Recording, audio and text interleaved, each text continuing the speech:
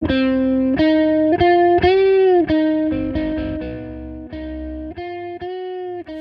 Senator Phil Gramm was, in my opinion, always a vital intellectual force in the conservative side of the Republican Party. I can't say I would have voted for him. I never got the chance. It didn't quite get that far in 1996, where he ran for president for a short time.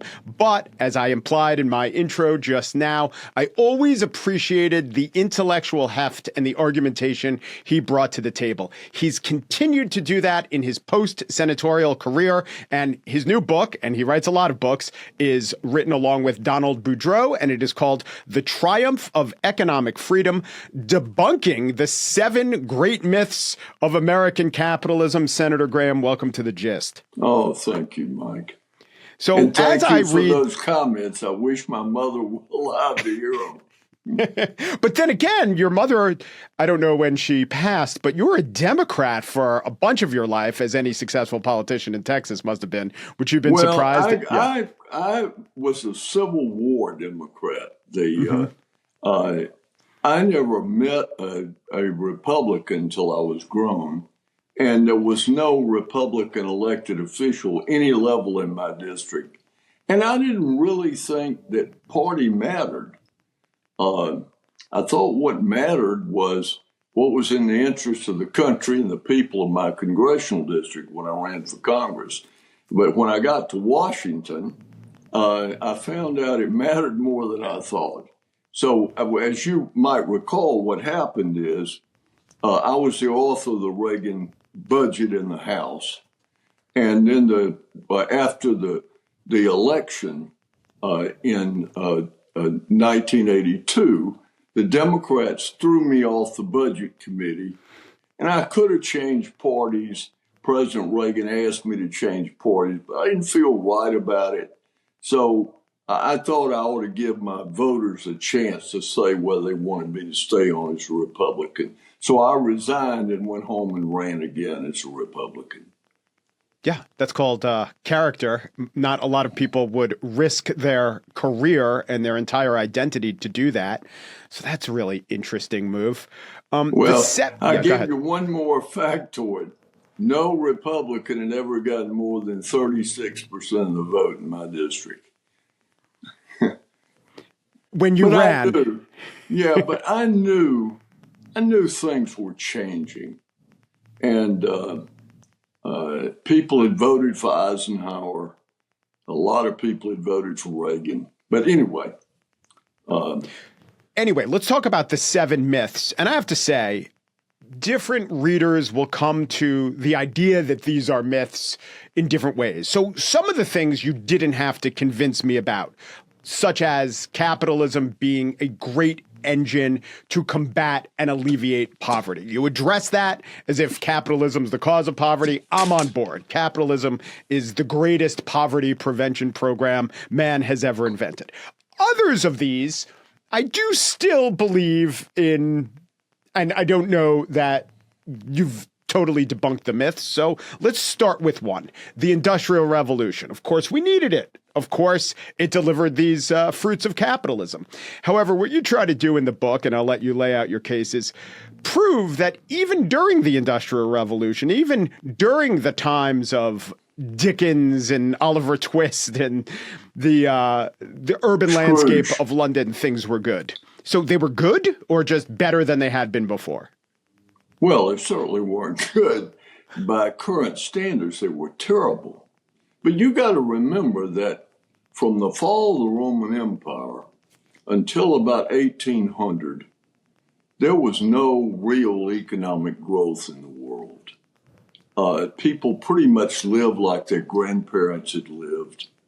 And then with the Enlightenment and the idea that people own the right to their own labor and their own thrift, and the manifestation of that Enlightenment was the Industrial Revolution. And by every measure, it was a workers' revolution. Now, we have Marx, of course, agrees that the Industrial Revolution was the greatest thing that ever happened in terms of production. That capitalism, as he said, had done more to increase production than all the other systems in the world combined, and it had done it in only 100 years. So the debate is about who benefited. And of course, the critics say that the capitalists benefited and the workers were impoverished. But by every objective measure, and fortunately, in Great Britain, where this started, they were measuring everything in the 19th century, from morbidity to mortality to the number of children who died before they were 5 years old, nutrition levels, real wages, and by every objective measure, between 1800 and 1900 in the Industrial Revolution, mankind saw the well-being of people on this earth rise faster than had ever happened in the history of the world. So now you got to remember, before the Industrial Revolution, poverty was so present, so ever present, that it was normal, that people accepted it. The idea that we could have ever gotten rid of it was unthinkable. When Dickens wrote Christmas Carol in 1849, it was inconceivable to Dickens that poor people could ever be better off unless they were given charity. But what he didn't understand in 1849, the revolution was already underway and real wages were rising, and rising rapidly. So by 1900, the whole world had changed. Now, we look back at it now and we say, my God, look how poor people were. But those people left the farm, left the rural areas to come to the cities because they had freedom and opportunity. And as bad as the conditions were in the cities, in many ways they were worse on the farm. Yes, and the book includes diary entries of actual workers attesting to just that fact. And I don't know if you've ever read Brad DeLong's Slouching Towards Utopia. It's big magisterial book, and he's a former Democratic appointee and a left-leaning professor at Berkeley. But he agrees, and he does this fascinating thing where he documents caloric intake over the course of the Industrial Revolution, and without available amount of calories, this growth wasn't even possible, and you can document this. But what I want to ask you is, are you essentially arguing that what I agree with on net, of course, it was good, or are you arguing that even what is seen as the deficits of the Industrial Revolution, like horrible pollution in the air and the robber barons, and I know I'm teeing you up because you addressed the robber barons, those weren't really bad things? Well, those things happened. Okay. How much more polluted the cities were than the hut across the creek that looked romantic from the veranda of the manor house, who were the people writing about the terrible thing these poor people who were hidden in the country were suddenly very visible in the city. They saw city conditions as better. They look terrible now because of the Industrial Revolution. Again, before the Industrial Revolution, if you had talked to people about eliminating poverty, it would have been inconceivable. But after the Industrial Revolution, especially looking back from now, the conditions look terrible. But they were better, and people came voluntarily, and they found the opportunity and freedom they were looking for. Now, in terms of robber barons, in America, the populist critics were so focused on the 4,600 Americans who were millionaires in 1896 that they totally miss the 77 million Americans who had seen their level of income, their living standards, how long they lived, their literacy rate, their opportunities explode at rates that had never existed in the history of man on the face of the earth. So some people became rich, but Yes. everybody became richer.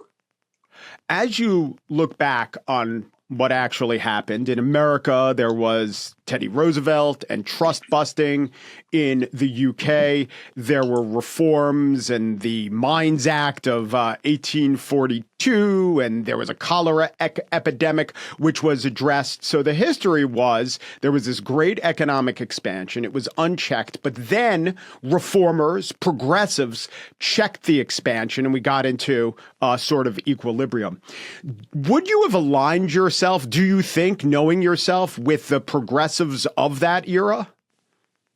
Well, the question is, Mike, whether or not I had known the underlying facts.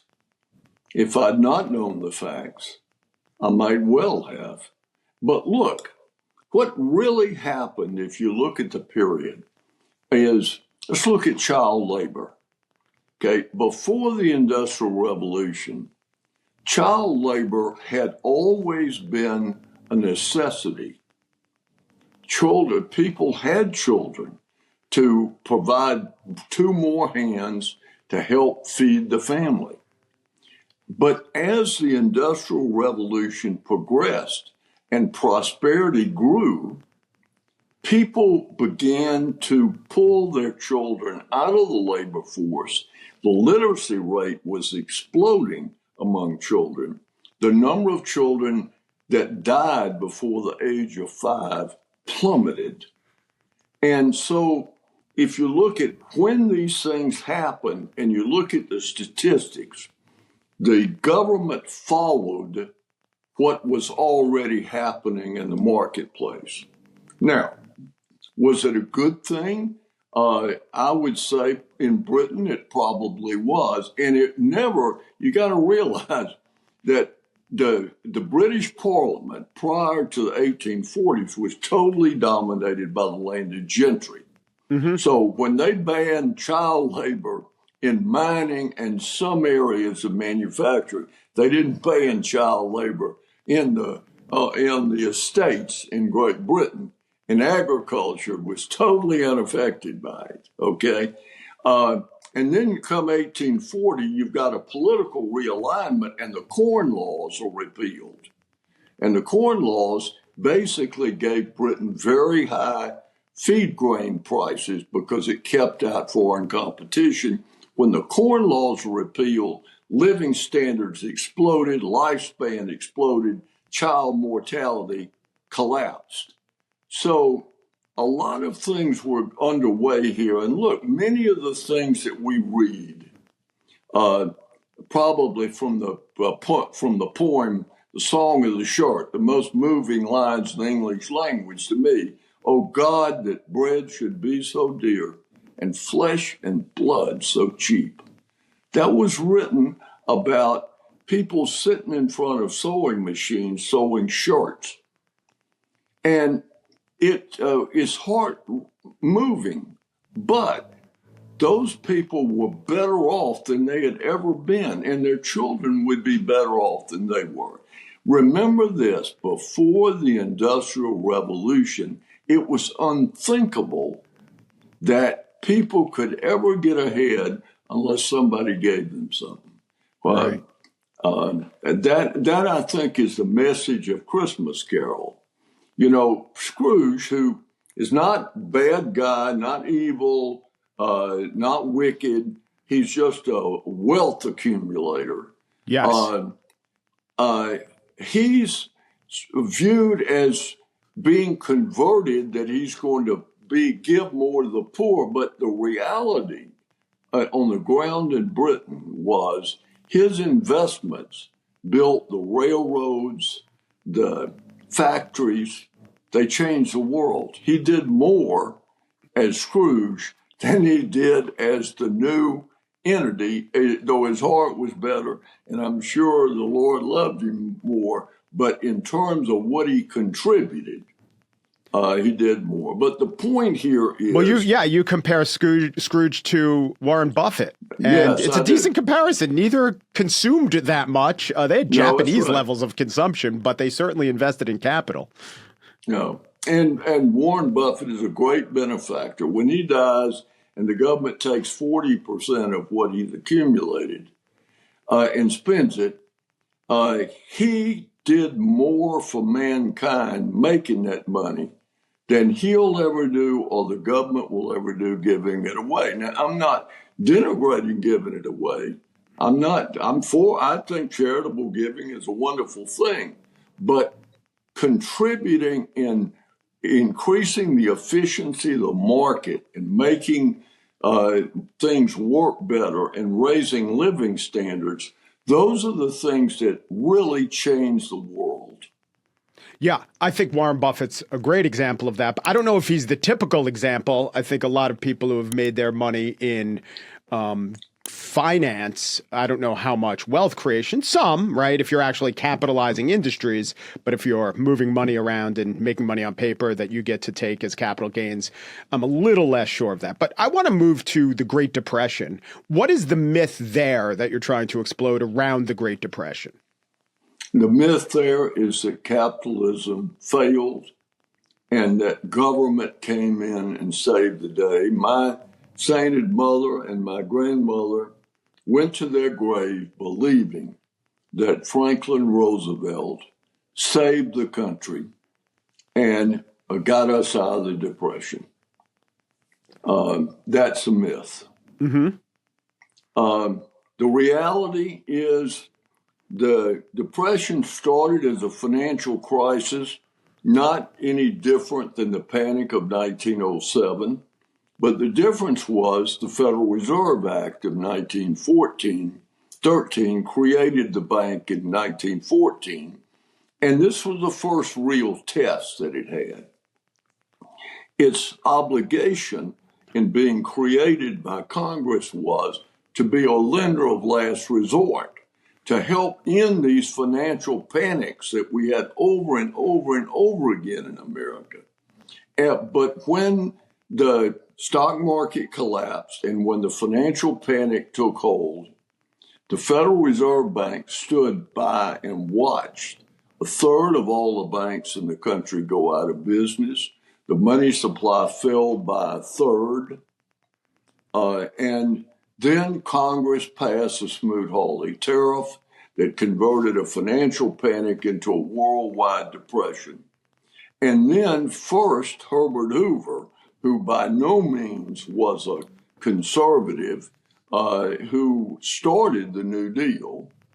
And then Franklin Roosevelt came in, and in the environment of the 1930s, Roosevelt's hostility to American business induced investors to simply stop investing. And we were in a depression for 10 years. Now, nobody looks at the data from the League of Nations that shows that we were among the last countries in the world to come out of the Depression.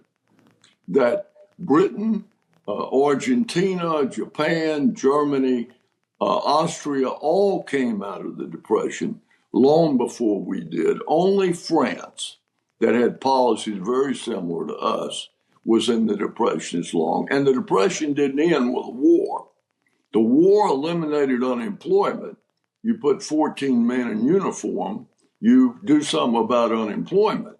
But not until the 1950s did living standards get back to where they were before the Depression and equity values get back to where they were because policy changed. Do you ever subscribe to the idea of Keynesian stimulus targeted for certain economic situations, or are you a huge skeptic of that in all cases? No, look, I think Keynesian economics can be effective. The problem with it is that governments want to use it when you have a real economic crisis and when you don't. Yeah. Keynes would have never been supportive of running the kind of deficits we're running now. Never. I'm not. There's a lot of wisdom in what Keynes says. The problem is government adopted Keynesianism because it gave them basically an excuse to do what they wanted to do. Permission. But they didn't follow Keynes's guidelines as to when he thought you ought to run surpluses when the economy was good to pay off the debt you incurred when it was bad. Yeah. When's the last time that happened? Well, as you know, the political incentives don't align in that way almost ever. I mean, there are probably, I don't know, a dozen Republicans who would list deficit reduction or debt reduction as their number one priority. Probably zero Democrats. There are some Democrats who think it's a serious problem, but they would always put some other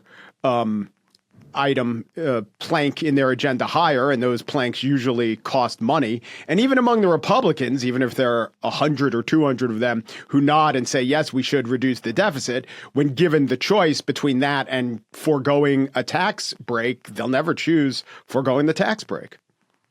Well, in a sense, when I came to Congress, I was a little bit advantaged compared to the situation now, in that we'd had 9 years of 9.2% inflation on average. The prime interest rates were 21.5% when I put my hand on the Bible.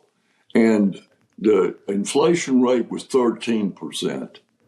So there was a crisis, and I knew it, and the people who elected me knew I was very serious about it. And so, the idea of being squeamish about asking able-bodied men and women to work in return for welfare benefits is so alien to me. But today, by the way, if you count all transfer payments as income, which the census doesn't, the average household in the bottom 20% of income recipients is getting about $65,000 a year, and only 36% of the prime work age persons in the bottom 20% work. So I don't understand this squeamishness, but there's this thinking, Mike, that's emerging in the Republican Party, this sort of new approach, that because blue-collar workers are beginning in larger numbers to vote for us, that we need to give them something. My response is, if they wanted something from the government, they wouldn't have voted for you. If they wanted something from the government, they would have gotten it from the Democrats.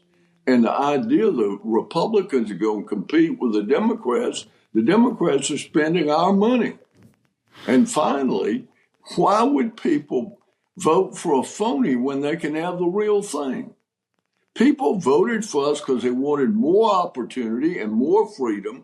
They were tired of woke politics being jammed down their throat and proselytized to their children. And Republicans, excuse me for being critical if you're a Republican office holder out there, but Republicans have lost their way in terms of forgetting why people elected them. Well, I think that some Republicans would say, well, Phil Gramm's analysis is a little outdated. He's saying they voted for Republicans because they want conservatism. They don't want conservatism. They want Trumpism, which maybe has some elements of anti-woke, certainly, but economically, I don't see too much conservatism in his policies. Well, let me tell you what, there is an economic root in the Trumpism. And it's the economic root of modern populism, as I would call it. And that is, the welfare system now is so generous that when you count all transfer payments as income to the recipients, you've got a situation now where you've got the bottom 60% of income earners in America that basically have the same income. And yet in some of those households, you've got husband and wife working, and then in another household, and people living right down the street, they're not breaking a sweat.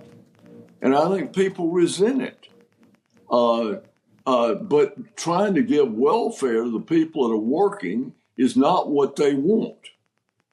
They want everybody to pull their own weight. I don't want to sound like Archie Bunker, but that's basically what people want. Well, that might be that. I think you're probably right in terms of the politics of it, though. If you spin out a very sympathetic story, and a lot of these stories are true about the person who is not getting by and used to have government money and now doesn't, and you could always find sympathetic stories. Maybe a portion of the voting public will disagree. But I think the big point there is you would know, even if you do a total reform on welfare, whatever we call welfare, TANF, the parts of Medicaid that would be considered welfare, that's not most of the budget. That's not even close to most of the budget, right? The military, the non-discretionary Social Security spending is big. The military is big. In a year, interest payments are going to be even more than the military, and that's where the real cutting has to come, no? Well, Medicaid, remember that almost 90% of Social Security is funded by the payroll tax, the Social Security payroll tax. So Social Security is now taking only about $88 billion out of general revenues. Every dollar of Medicaid comes out of general revenues. And look, this deal about they're taking stuff away from people. Don't forget that during the Biden years, during the pandemic, during the Biden years, we spent more money in 2 years than we'd ever spent in 3 years. And so now people are saying, my God, if you go back to where you were on this trend line before the pandemic, you're taking benefits away from me. Yeah. Well, the benefits were for an emergency, which has passed.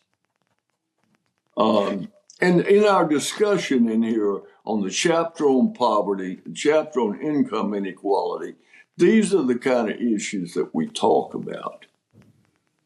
Yeah. And Miss Macedo and Lee, who I had on the show, wrote a book about the pandemic. They point out that pandemic spending, pandemic stimulus spending was more than, even adjusted for inflation, the spending to alleviate the Great Depression. So compare the two, the pandemic and the Great Depression.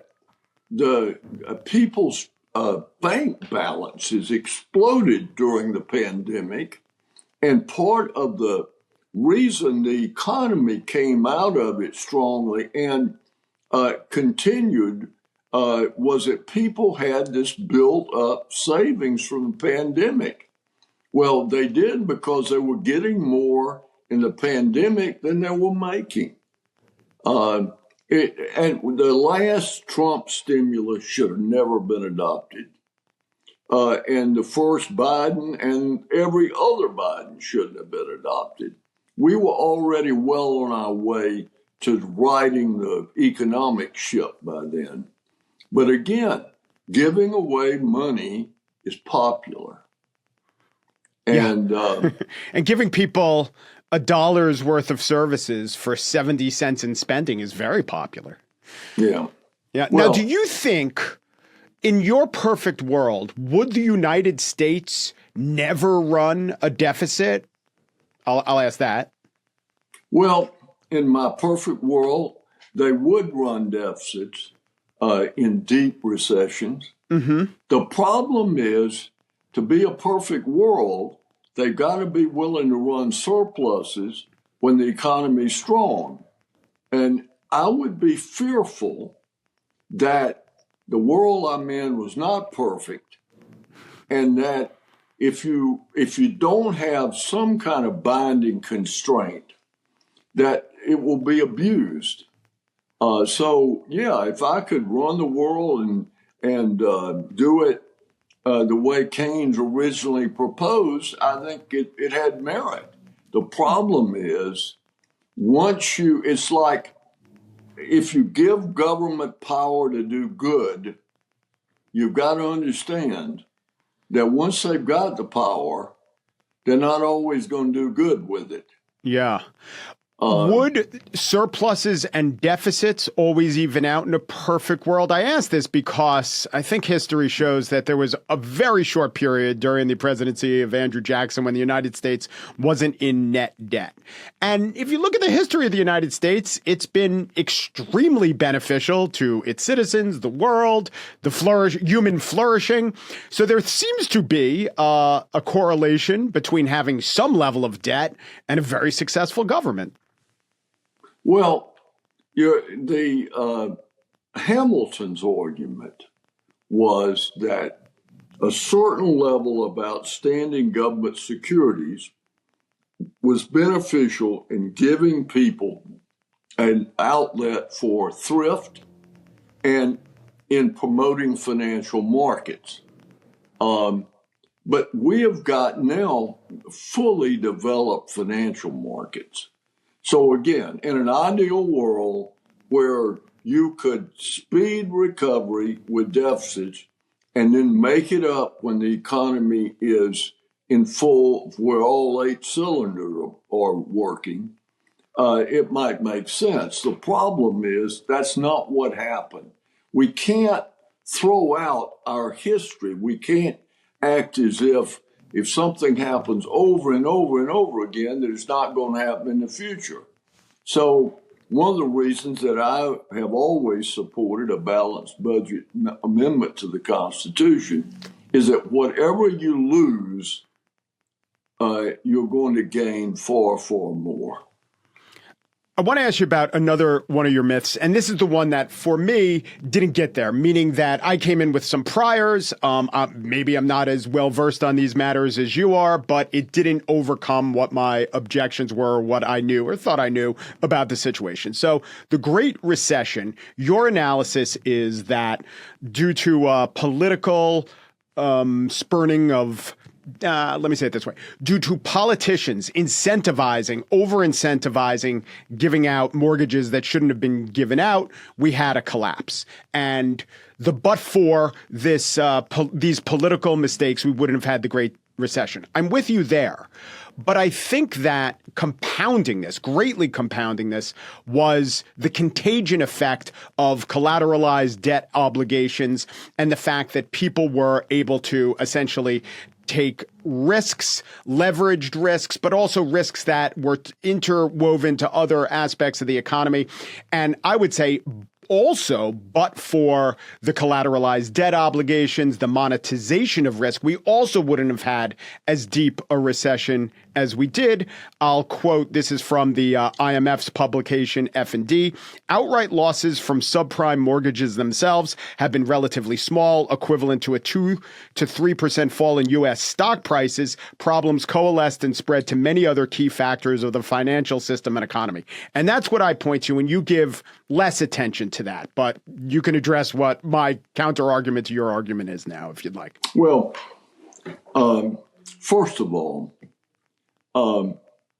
I think that the argument is not without merit. It's interesting because when I left the Senate, I went to work in New York for a big investment bank, UBS, the big Swiss bank. And I was looking at some data on subprime mortgages, and I called Alan Greenspan. We had become very good friends when I was chairman. And so I said to him, Alan, this looks to me like a dangers building. Alan's response was that he was concerned about the buildup of subprime lending.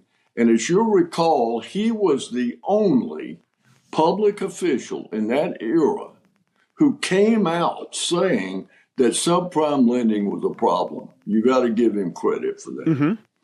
But his view was that if you look at the aggregate size of subprime lending and you look at the financial market, it probably is not big enough to produce a major problem.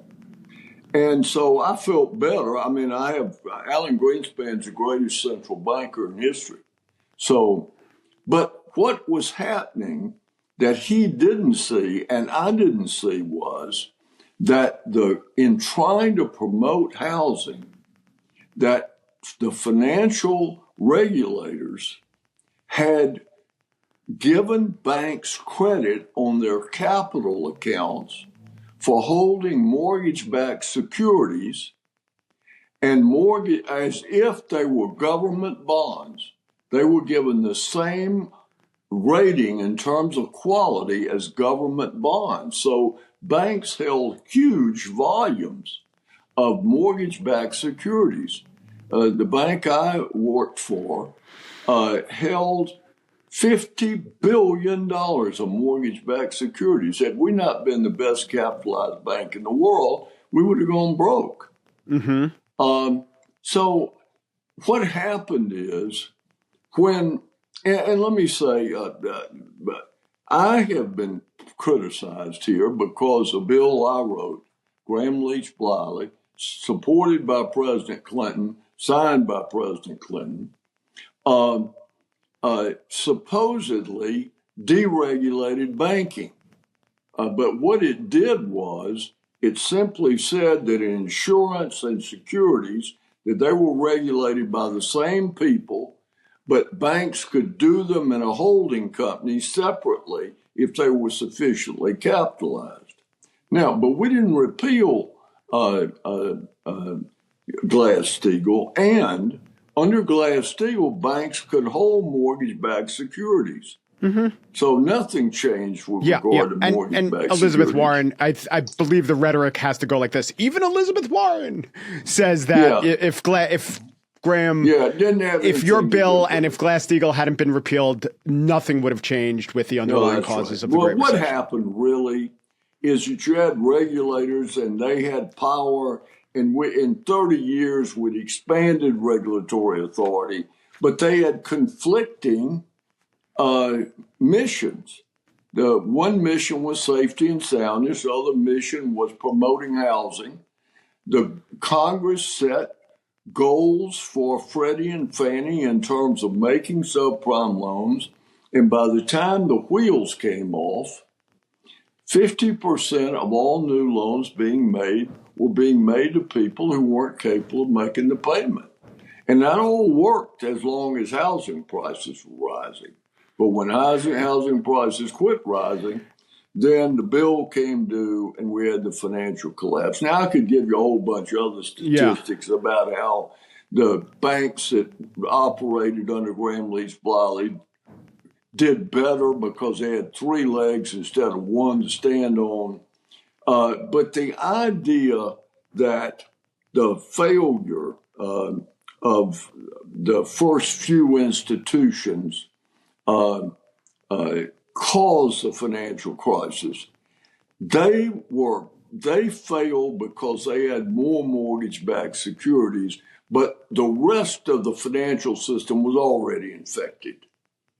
So I think if you look at and what happened was, final point on this, Mike, is that when President Obama was elected, he wanted to expand government control of banking, and he didn't want to change housing policy. So he had this commission that on a totally partisan basis found that the deregulation had caused a financial crisis. And so we imposed all these regulations on banking and did not change housing policy. So it's a perfect example, which is why it's one of the great myths. It's a perfect example of how government policy to try to force private wealth and capital to serve public purpose causes a crisis, and then government expands what they were doing that caused the crisis in response to it. Yeah.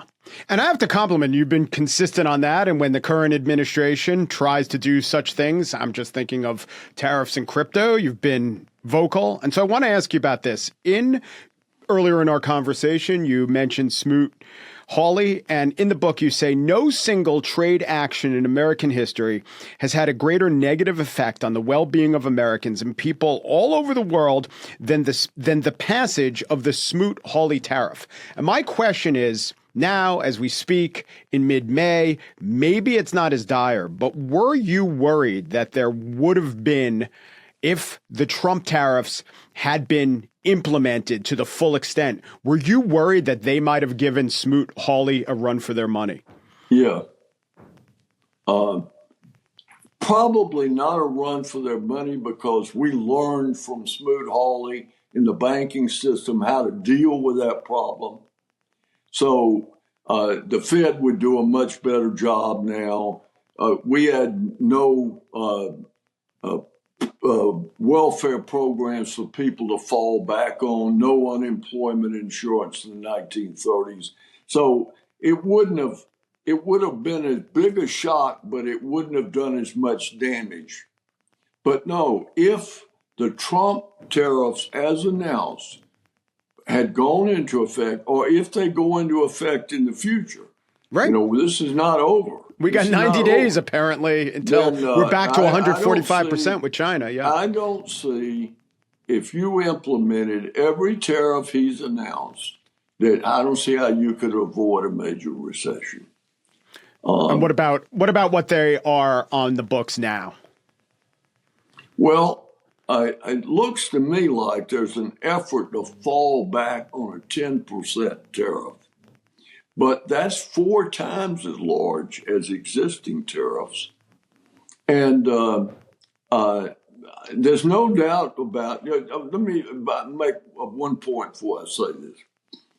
When Trump imposed tariffs in his first term, he imposed them, he said, because he wanted to bring down the trade deficit, because he wanted to promote manufacturing, and because he wanted to increase employment in manufacturing, and because he wanted to increase economic growth. His tariffs in the first term did not achieve a single one of those goals. The trade deficit went up. The level of industrial production went down.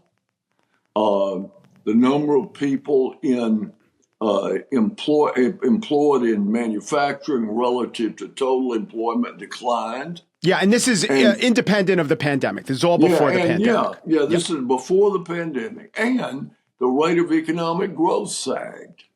So we learned absolutely nothing from that experience. There's no education in the second kick of a mule. And so now we're getting ready. We have announced, and it seems to me that the president's trying to fall back on the 10%.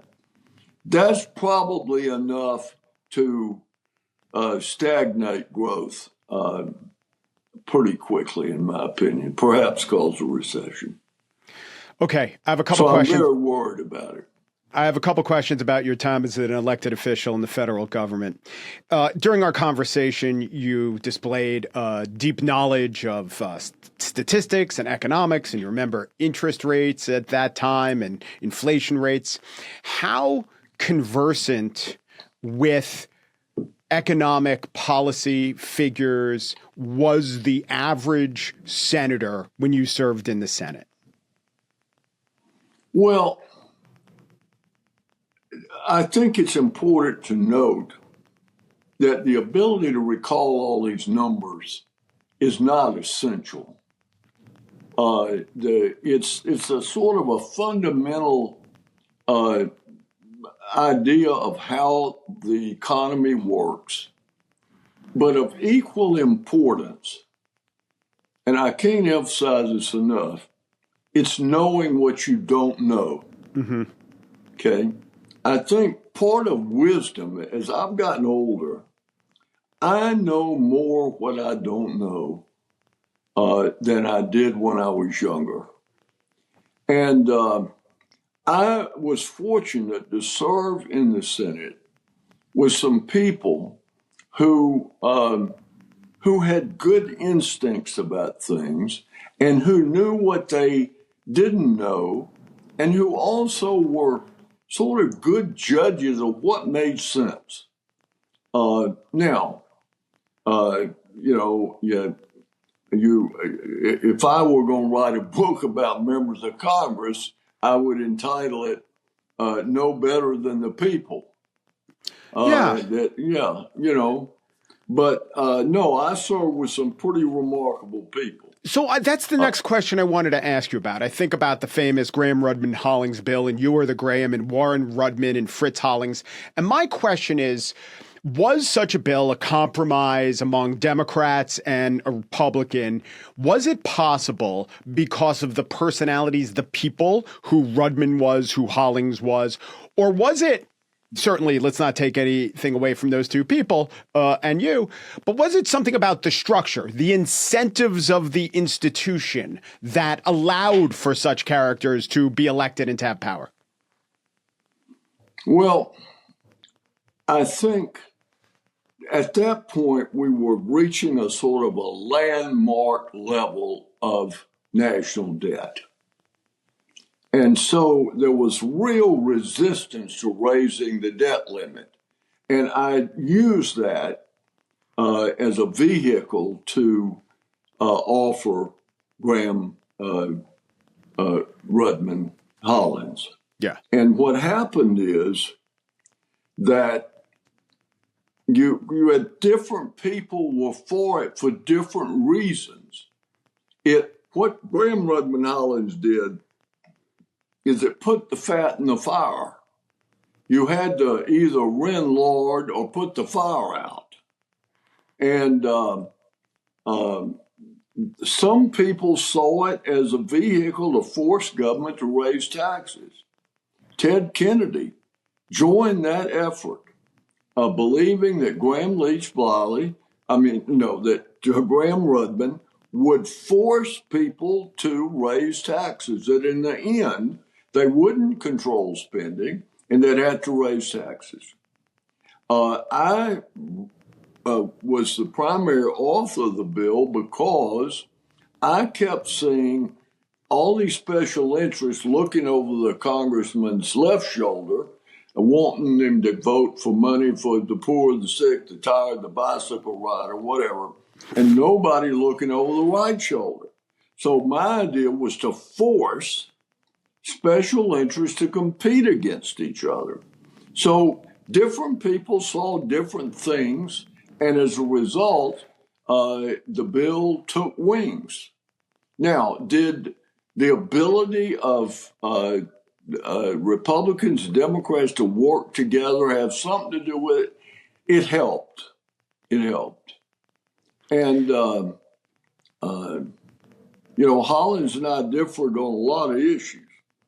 And Rudman and I differed on issues. But on this issue, we agreed. Phil Gramm, along with Donald Boudreaux, is the author of The Triumph of Economic Freedom, Debunking the 7 Great Myths of American Capitalism. Thank you so much, Senator Gramm. Oh, thank you. Thank you, Mike.